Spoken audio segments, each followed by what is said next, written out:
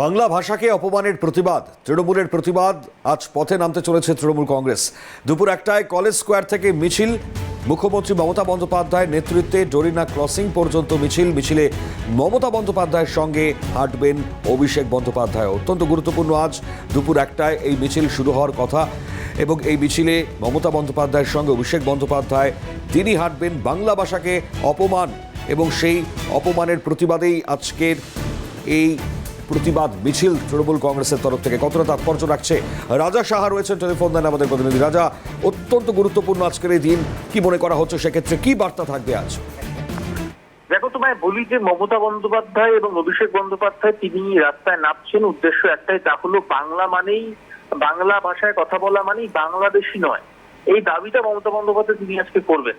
দেখো, মুখ্য বিষয় একটাই, আমরা দেখতে পেয়েছি পশ্চিমবঙ্গের একাধিক মানুষজন যারা ভিন রাজ্যে কাজ করতে গিয়েছেন, রাজস্থান, ছত্তিশগড়, ওড়িশা, আমরা সেখানে দেখতে পেয়েছি তাদের বৈধ নথি থাকার পরেও তাদেরকে সেখানে আটকে রাখা হয়েছে এবং তাদের বেশ কয়েকজনকে বাংলাদেশে পুশব্যাক করা হয়েছে। আমরা দিল্লিতে দেখতে পাচ্ছি সেখানে একটা যে এলাকা যেখানে বাঙালিরা রয়েছেন সেখানে আলো বন্ধ করে দেওয়া হয়েছে, জলের লাইন বন্ধ করে দেওয়া হয়েছে, যেখানে লাগাতার তৃণমূল কংগ্রেসের সাংসদরা সেখানে ধর্নায় বসেছেন। মমতা বন্দ্যোপাধ্যায় তিনি বলছেন যে বাংলা ভাষায় কথা বলা মানেই তিনি বাংলাদেশি নয়, এটা বিজেপি শাসিত রাজ্যগুলিকে বুঝতে হবে।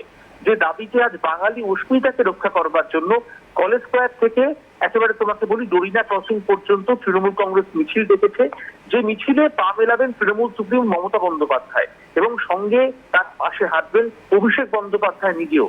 এবং তোমাকে বলে রাখি যে 4টি সাংগঠনিক জেলার যে লোকজন, অর্থাৎ কলকাতা, হাওড়া, ভাঙড়, সল্টলেক এবং দমদম, এই 5টি সাংগঠনিক জেলার তৃণমূল কর্মীরা তারা আজকের এই কলেজ স্কোয়ার থেকে ধর্মতলা যে মিছিল, সেই মিছিলে পা মেলাবেন।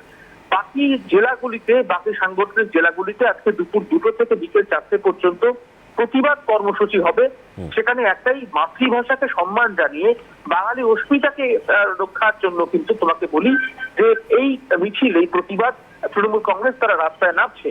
এবং একই সঙ্গে তোমাকে বলি, সাম্প্রতিককালে আসামের মুখ্যমন্ত্রী হিমন্ত বিশ্ব শর্মা তিনি যে তার সামাজিক মাধ্যমে যে মন্তব্য করেছেন সেখানে তিনি স্পষ্ট লিখেছিলেন যে জনগণনার ক্ষেত্রে এবার একটা সুবিধা হবে, বাংলা বলা মানেই কতজন বিদেশি রয়েছে সেটা চিহ্নিত করা যাবে।